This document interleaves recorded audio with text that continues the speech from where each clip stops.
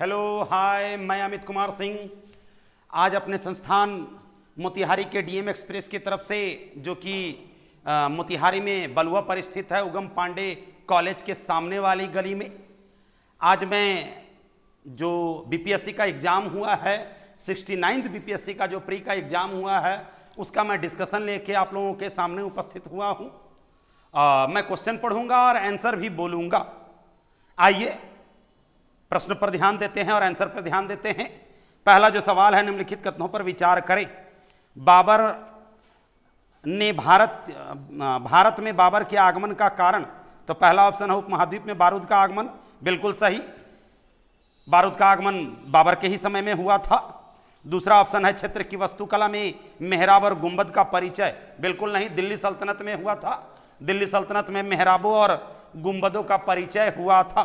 तीसरा, प्रदेश में तैमूरिड राजवंश का स्थापना हुआ, बिल्कुल। बाबर तैमूर और मंगोल दोनों का मिश्रण था। युद्ध में तोपों की शुरुआत, जी हाँ, बाबर ने तोपों की शुरुआत की थी। जिनसी और बिनसी दो टाइप के तोप थे उनके, और तोप के दो तोपची भी थे चलाने वाले, अली और मुस्तफ़ा। तो आंसर हो जाएगा इसमें ऑप्शन 1, 3, 4 नहीं दिया गया है, तो आंसर हो जाएगा डी, उपयुक्त में से कोई नहीं। दूसरा नंबर सवाल देखेंगे, निम्नलिखित में से किस बंदरगाह को मुगल काल के दौरान बाबुल मक्का का द्वार कहा जाता था? तो सूरत, उस दौरान सूरत प्रसिद्ध बंदरगाह था, जिसे मुगल काल का बाबुल का मक्का कहकर पुकारा जाता था। तीसरा जो सवाल है, अष्टप्रधान मंत्रिपरिषद थी, जी हां, मराठा प्रशासन में शिवाजी के प्रशासन को चलाने के उद्देश्य से शिवाजी ने अष्टप्रधान का गठन किया था। आपके ए नंबर ऑप्शन में चोलकाल की चर्चा है। चोलकालीन प्रशासन की चर्चा उत्तर मेरूर अभिलेख में मिलती है। उत्तर मेरूर अभिलेख की रचना पंचकुदादी राज शिवमंगल प्रेम के द्वारा की गई, जिसमें दो प्रकार के प्रशासन की चर्चा मिलती है। एक पेरुंदम जो उच्च अधिकारी होते थे, दूसरा सिरुंदम जो निम्न अधिकारी कहलाते थे। आपके सी नंबर ऑप्शन में विजयनगर प्रशासन की चर्चा है। कृष्णदेवराय के शासनकाल में अष्टदिग्गज की चर्चा मिलती है। जहां अष्टप्रधान मराठा काल में था, वहीं अष्टदिग्गज कृष्णदेवराय के शासनकाल में था। और गुप्त काल में नवरत्नों की चर्चा मिलती है। जहां अकबर के समय में भी नवरत्न की चर्चा मिलती है, वहीं गुप्त काल में भी नवरत्नों की चर्चा मिलती है। गुप्त काल में नवरत्न अमर सिंह, छपनक, वेताल भट्ट, कालिदास, वराहमिहिर जैसे लोग थे। अगले सवाल पे चर्चा करते हैं। 4 नंबर सवाल, बोधिसत्व पद्म पाणी की पेंटिंग स्थित है, तो यह अजंता में स्थित है। अजंता की गुफा जो कि बौद्धों के द्वारा निर्मित है, वर्तमान महाराष्ट्र के संभाजी नगर में वरगुणा नदी के किनारे, वर्तमान महाराष्ट्र के संभाजी नगर में वरगुणा नदी के किनारे अजंता की गुफा स्थित है। वो जो गुफा है, अजंता की कुल गुफाओं की संख्या 29 है, जिसे बौद्धों के द्वारा निर्मित किया गया। और यह अकॉर्डिंग टू क्वेश्चन कि बोधिसत्व पद्म पाणी की पेंटिंग स्थित है, वो अजंता की गुफा में स्थित है। अगले सवाल पर चर्चा करते हैं। 5 नंबर सवाल देखेंगे, निम्नलिखित कथनों पर विचार कीजिए। फाहियान एक चीनी यात्री था जो हर्ष के शासनकाल के दौरान भारत आया था, बिल्कुल नहीं, 399 ईस्वी में। फाहियान चंद्रगुप्त द्वितीय के शासनकाल में आया था, जिसने फाकूकी या फूकोजी नामक पुस्तक की रचना की। आपके 2 नंबर में क्या कह रहा है? ह्वेनसांग एक चीनी बौद्ध भिक्षु था, बिल्कुल, ह्वेनसांग एक चीनी बौद्ध भिक्षु था, चंद्रगुप्त द्वितीय के शासनकाल के दौरान किया था, नहीं, दौरान भारत आया था, बिल्कुल नहीं। जहां फाहियान चंद्रगुप्त द्वितीय के समय में आया था, वहीं ह्वेनसांग हर्षवर्धन के शासनकाल में आया था। ह्वेनसांग ने सीयूकी नामक पुस्तक की रचना की। तो आंसर हो जाएगा डी, उपयुक्त में से कोई नहीं। आपके 6 नंबर सवाल में देखेंगे, सूची 1 को सूची 2 से सुमेलित करना है। एक बात मैं बता दूं, यहां पे डीएम एक्सप्रेस मोतिहारी की तरफ से आज मैं हिस्ट्री का डिस्कशन करा दे रहा हूं। नेक्स्ट टॉपिक जो है, रवि रंजन सर पॉलिटी का डिस्कशन करा देंगे और करंट का डिस्कशन करा देंगे, और साइंस का डिस्कशन बहुत जल्द आप लोगों को विद इन 1 दिन के अंदर रमूत सर के द्वारा, जो कि प्लेटफॉर्म में भी पढ़ाते हैं और यहाँ भी क्लास लेने आते हैं पटना से, तो रमूत सर के द्वारा भी साइंस का डिस्कशन आप लोगों को मिल जाएगा। आइए छठे नंबर सवाल पर देखते हैं, सूची 1 को सूची 2 से सुमेलित कीजिए। चरक कनिष्क के दरबार में रहते थे, जिन्होंने चरक संहिता की रचना की। ब्रह्मगुप्त, ये चिकित्सा से संबंधित थे। चरक ब्रह्मगुप्त गणित पर आधारित पुस्तक ब्रह्म सिद्धांत की रचना करते हैं। वरामिहिर, जिन्होंने सूर्य सिद्धांत और पंच सिद्धांतिका नामक पुस्तक की रचना की, ज्योतिष शास्त्र से संबंधित थे। विशाखदत्त, इन्होंने मुद्रा राक्षस की रचना की और देवी चंद्रगुप्तम जैसे नाटकों की रचना की, इसलिए ये नाटककार कहलाए। तो आंसर हो जाएगा डी, ए का 2, बी का 1, सी का 4 और डी का 3। 7 नंबर सवाल, इनमें से किसने भारत में फारसी त्योहार नौरोज की शुरुआत की? बलबन, जिसका शासनकाल 1266 से लेकर के 1286 ईस्वी तक रहा, जिसने रक्त और लौह नीति की शुरुआत की, सिजदा और पाबोस प्रथा की शुरुआत की। दीवाने अर्ज नामक सैन्य विभाग का गठन बलबन के द्वारा ही किया गया। आपके ए नंबर ऑप्शन में अलाउद्दीन खिलजी की चर्चा है, जिसका शासनकाल 1296 से लेकर के 1316 ईस्वी तक रहा, जिसने दाग और हुलिया प्रथा की शुरुआत की, बाजार व्यवस्था की शुरुआत की। क्यों? सैनिकों को नकद वेतन देने के लिए। मुनिहान नामक पद का सृजन किया। सल्तनत काल का प्रथम ऐसा राजा जिसने भूमि मापने के लिए मसाहत पद्धति की शुरुआत की। आपके सी नंबर ऑप्शन में इल्तुतमिश की चर्चा है। इल्तुतमिश, जिसने चांदी का टंका और तांबे का जीतल नामक सिक्का चलवाया। भारत में सल्तनत काल का प्रथम ऐसा राजा जिसने भारत में मदरसा और मकबरे का निर्माण करवाया। इल्तुतमिश सुल्तान की उपाधि धारण करने वाला प्रथम सुल्तान था। 1229 ईस्वी में अब्बासी खलीफा अल कादिर बिल्लाल से खिल्लत की प्राप्ति करता है। आपके डी नंबर ऑप्शन में फिरोज शाह तुगलक की चर्चा है, जिसका शासनकाल 1351 से लेकर के 1388 ईस्वी तक रहा। भारत में 300 नगर और 300 नहरों का निर्माता। कहा जाए तो सर्वाधिक नगर हिसार, फिरोजाबाद, फिरोजपुर, जौनपुर जैसे नगरों का निर्माता फिरोज शाह तुगलक था। सर्वाधिक नहरों का निर्माता भी फिरोज शाह तुगलक, जिसने आध बिख ससगनी सिक्का चलाया। दीवाने इस्तिहाक नामक पेंशन विभाग का गठन किया। दीवाने बंदगान नामक दास विभाग का गठन किया। दीवाने खैरात नामक दान विभाग का गठन फिरोज शाह तुगलक के द्वारा ही किया गया था। दीवाने इस्तिहाक नामक पेंशन विभाग का भी गठन फिरोज शाह तुगलक के ही द्वारा किया गया। आइए अगले सवाल पर चर्चा करते हैं। 8 नंबर सवाल, नाथपंथियों, सिद्धों और योगियों ने भक्ति धर्म को किस क्षेत्र में लोकप्रिय बनाया था? पूरे दक्षिण भारत में। दक्षिण भारत में नाथपंथियों, सिद्धों और योगियों ने भक्ति धर्म को लोकप्रिय बनाया था। नाथ संप्रदाय के संस्थापक मत्स्येंद्र नाथ थे। 9 नंबर सवाल देखेंगे। वुड के 1854 के प्रेषण के संबंध में निम्नलिखित कथनों पर विचार करें। वुड डिस्पैच, जो कि डलहौजी के समय में आई थी, बुनियादी शिक्षा के सुधार हेतु वुड डिस्पैच लाया गया था डलहौजी के समय में। इसे भारतीय शिक्षा का मैग्ना कार्टा कहकर पुकारा जाता है। तो कथन क्या कह रहा है? इसने उच्च अध्ययन के लिए शिक्षा के माध्यम के रूप में अंग्रेजी की सिफारिश की? बिल्कुल भी नहीं।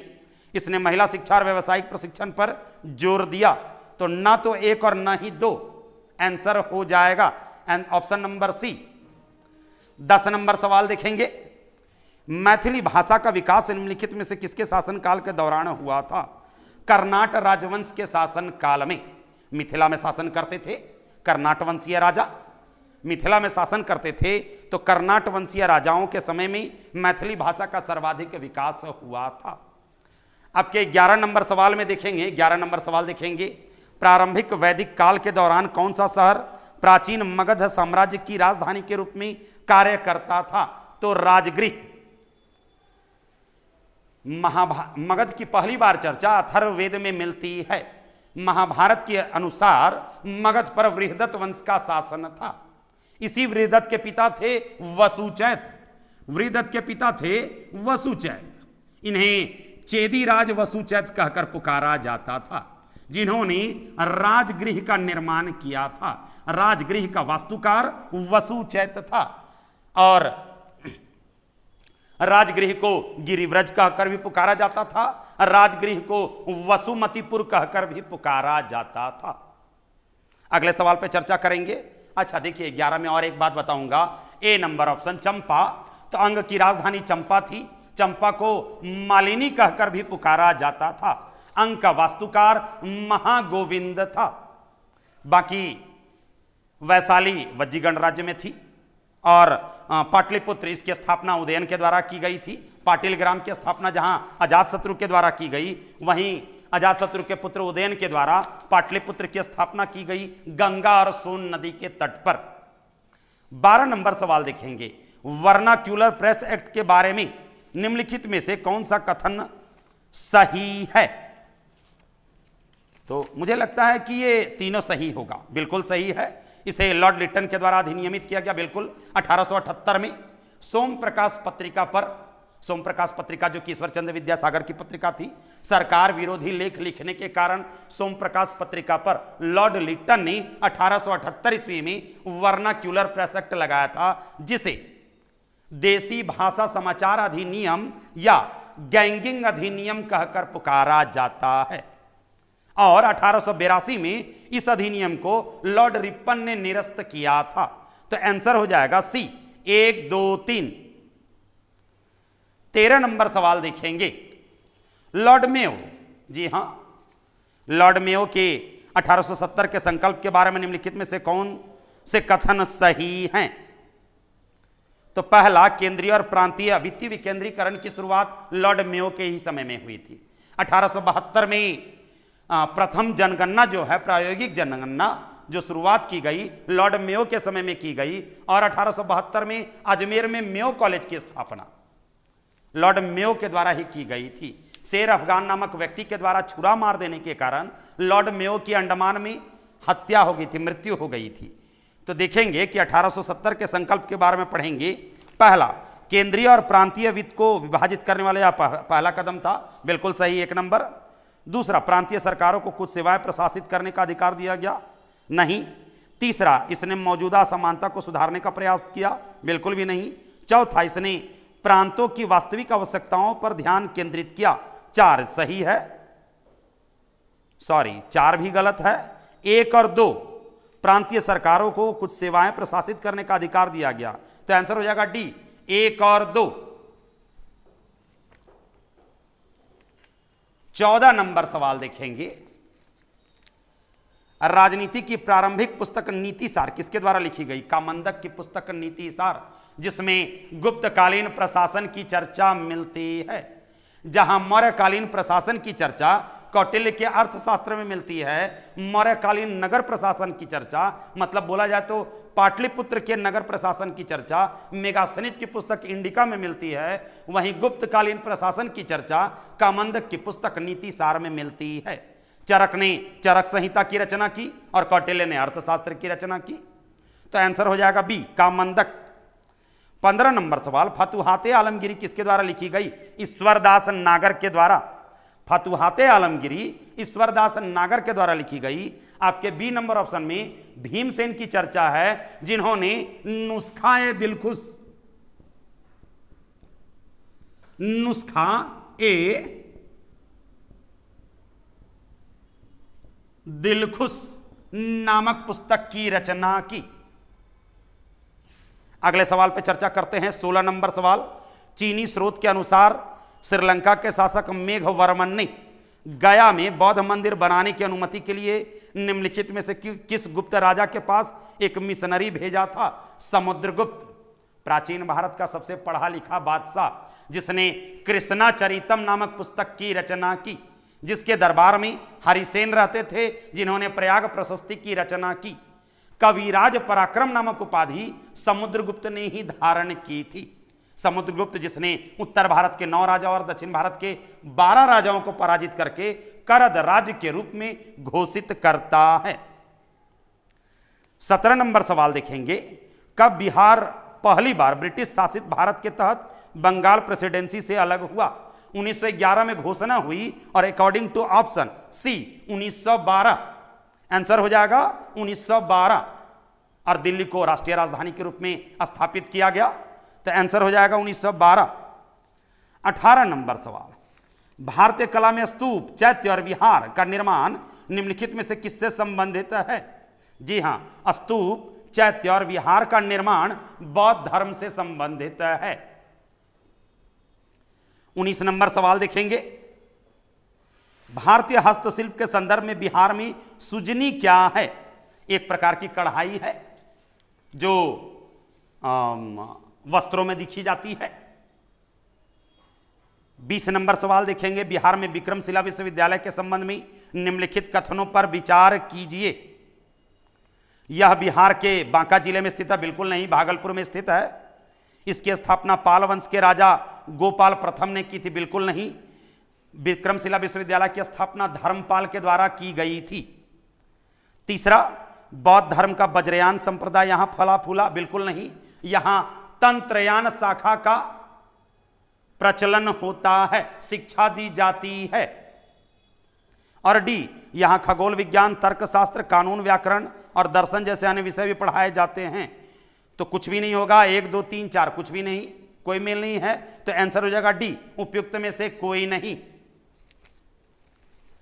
अब जो है अगला सवाल मेरा 38 नंबर देखेंगे हम लोग। सूची 1 को सूची 2 से सुमेलित करना है। खोजकर्ता और जन्म स्थान की बात है कि क्रिस्टोफर कोलंबस, जिसने इनका जन्म स्थान पुर्तगाल से था। जैक्स कर्टियर, इनका जन्म स्थान फ्रांस से था। सर फ्रांसिस ड्रेक, ये ब्रिटेन के रहने वाले थे, यूनाइटेड किंगडम के। फर्डिनेंड मैगलन, ये इटली के रहने वाले थे। तो आंसर हो जाएगा सी, ए का 1, बी का 4, सी का 2, डी का 3। अगले सवाल पे चर्चा करते हैं।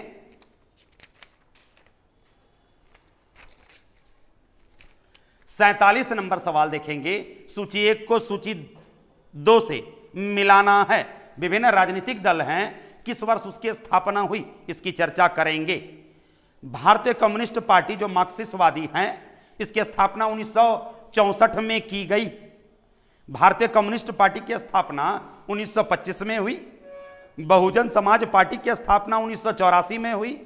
ऑल इंडिया तृणमूल कांग्रेस की स्थापना 1998 में हुई। तो आंसर हो जाएगा डी, ए का 1, बी का 3, सी का 4 और डी का 2। अगले सवाल पे चर्चा करते हैं।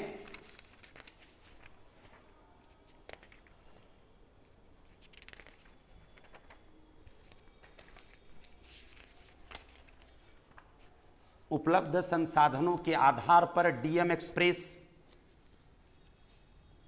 आप लोगों को यह सुविधा मुहैया करा रहा है।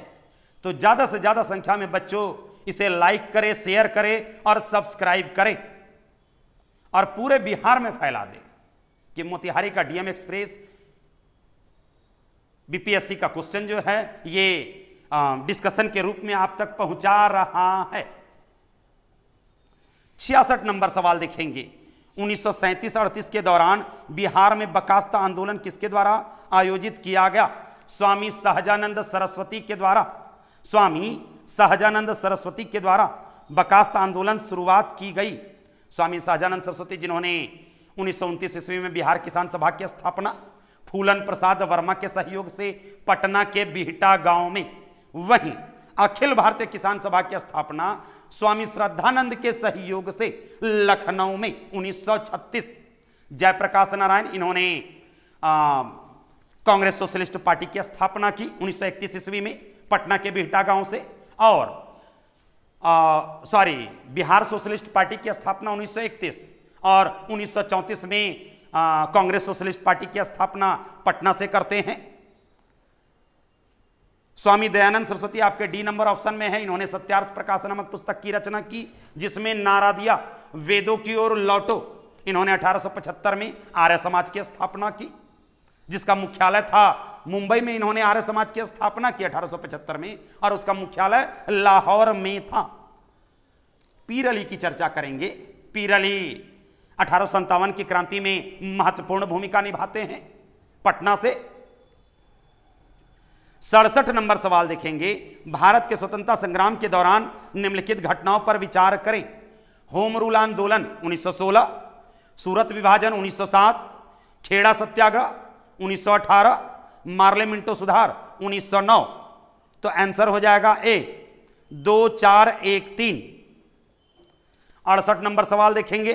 लॉर्ड लिट्टन, जी हां, 1876 से 80 उसका शासनकाल था। लॉर्ड लिट्टन निम्नलिखित में से किससे संबंधित नहीं है? तो शस्त्र अधिनियम 1878 यह सही है। वर्नाक्यूलर प्रेस एक्ट थोड़ी देर पहले चर्चा हुई, सोम प्रकाश पत्रिका पर इन्होंने वर्नाक्यूलर प्रेस एक्ट लगाया था 1878 में। स्ट्रेची कमीशन, अकाल आयोग का गठन रिचर्ड स्ट्रेची की अध्यक्षता में 1878 में किया गया था। आपके सी नंबर ऑप्शन में इल्बर्ट बिल की चर्चा है। 1883 में इल्बर्ट बिल आया था लॉर्ड रिपन के शासन काल में, तो आंसर हो जाएगा सी। आप कहेंगे कि सर इल्बर्ट बिल था क्या? भारतीय न्यायाधीशों को विदेशों में भी न्याय सुनाने का अधिकार दिया गया। इसी इल्बर्ट बिल के विरोध में वहां विद्रोह हुआ और रिपन के समय में उन विद्रोह को श्वेत विद्रोह के नाम से जाना जाता है। 69 नंबर सवाल, बक्सर की लड़ाई के पश्चात किस संधि पर हस्ताक्षर किए गए? इलाहाबाद की संधि 1765। 70 नंबर सवाल, डच ईस्ट इंडिया कंपनी ने किस वर्ष डच ईस्ट इंडिया कंपनी ने किस वर्ष पटना में अपना कारखाना स्थापित किया था? तो 1632 में डच ईस्ट इंडिया कंपनी के द्वारा पटना में 1632 में अपनी कारखाना स्थापित की गई थी। 71 नंबर सवाल देखेंगे, निम्नलिखित में से किस आंदोलन में महात्मा गांधी ने भूख हड़ताल को हथियार के रूप में सर्वप्रथम प्रयोग किया था? अहमदाबाद मिल मजदूर आंदोलन, जिसमें अंबालाल साराभाई के विरोध में उनकी बहन अनुसुईया बेन ने महात्मा गांधी की महत्वपूर्ण भूमिका निभाई थी, सहयोग किया था महात्मा गांधी का। बारदोली सत्याग्रह 1928 में हुआ था, रॉलेट सत्याग्रह 1919, असहयोग आंदोलन 1920 से 22। 72 नंबर सवाल देखेंगे, सन 1942 में भारत छोड़ो आंदोलन में बिहार के नेताओं का महत्वपूर्ण योगदान रहा था। बिहार के कौन से प्रमुख नेता बिहार केसरी के नाम से जाने जाते हैं और भारत छोड़ो आंदोलन में सक्रिय रूप से भाग लिया था? श्री कृष्ण सिंह। 73 नंबर सवाल, चंपारण सत्याग्रह 1917, पश्चिम चंपारण के जोकितिया ग्राम से चंपारण सत्याग्रह हुआ था। क्षेत्रीय नेता के रूप में राजकुमार शुक्ल थे। महात्मा गांधी ने इस आंदोलन में महत्वपूर्ण भूमिका निभाई थी।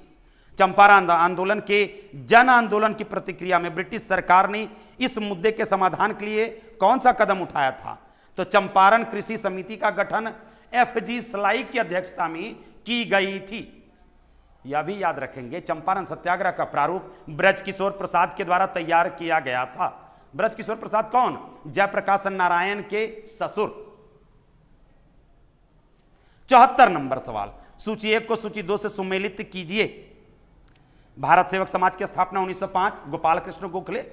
भारत सेवक समाज कौन? सर्वेंट ऑफ इंडिया सोसाइटी, जो सिंधु घाटी सभ्यता का पूर्वोत्तर क्षेत्र आलमगीरपुर की खोज करने में आर्कियोलॉजिकल सर्वे ऑफ इंडिया की मदद करता है।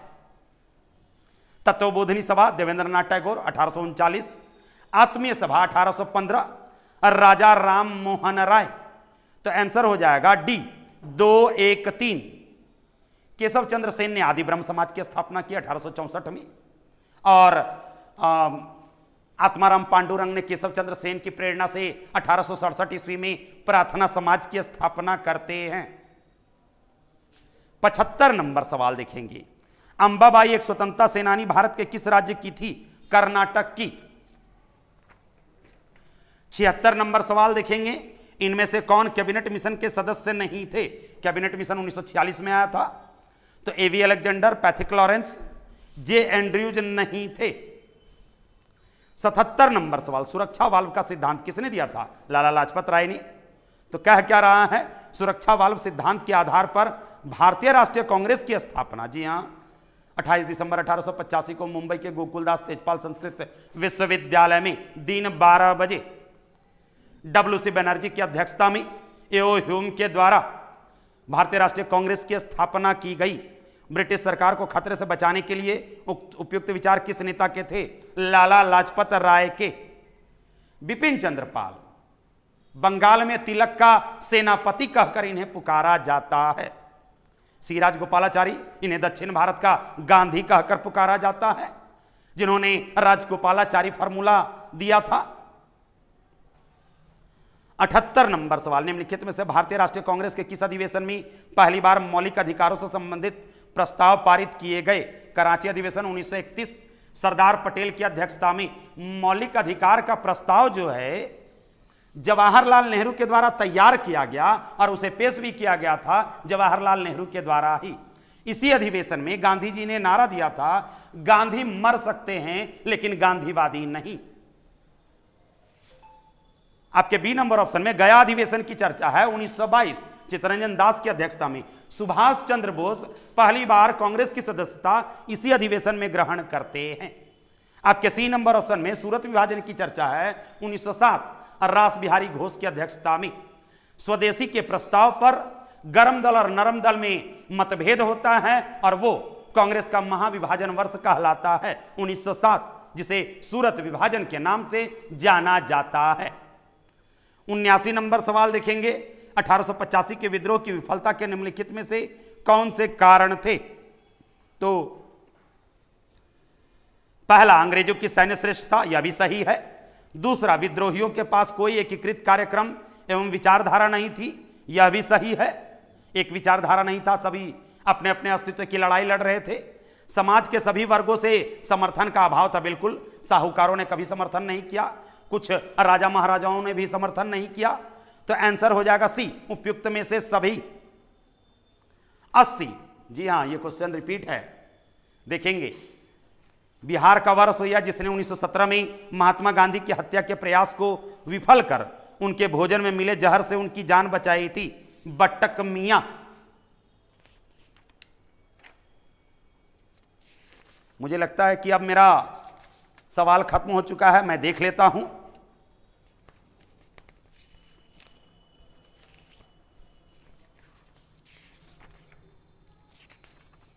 ज्यादा से ज्यादा संख्या में इस वीडियो को आप लोग लाइक करें, सब्सक्राइब करें और बच्चों के बीच में शेयर करें कि बच्चे अपना आंसर मिला लें। आइए 135 नंबर सवाल देखेंगे। निम्नलिखित में से कौन सा जानवर सिंधु घाटी सभ्यता के लोगों का नहीं पता था? तो घोड़ा का साक्ष्य तो सुतका गेंडोर से मिलता है, सुरकोतदा से मिलता है, बैल का साक्ष्य है ही। तो आंसर हो जाएगा ए, हाथी का साक्ष्य नहीं मिला है। 136 नंबर देखेंगे, निम्नलिखित में से कौन सा यूनेस्को की विश्व धरोहर स्थल में नहीं है? तो लाल किला और कुतुब मीनार दोनों है, इंडिया गेट नहीं है। 145 नंबर सवाल देखेंगे, यूनाइटेड किंगडम की महारानी एलिजाबेथ द्वितीय के संबंध में निम्नलिखित में से कौन सा कथन सही है? तो उनका जो जन्म हुआ था महारानी एलिजाबेथ द्वितीय का 21 अप्रैल 1926 को और मृत्यु हुई 8 सितंबर 2022। तो उन्होंने 70 वर्षों तक शासन किया और 96 वर्ष की आयु में उनकी मृत्यु हो गई। तो आंसर हो जाएगा डी। धन्यवाद। अगर आपको डीएम एक्सप्रेस का डिस्कशन अच्छा लगे तो इसे लाइक करें, सब्सक्राइब करें और दोस्तों के बीच में जरूर शेयर करें।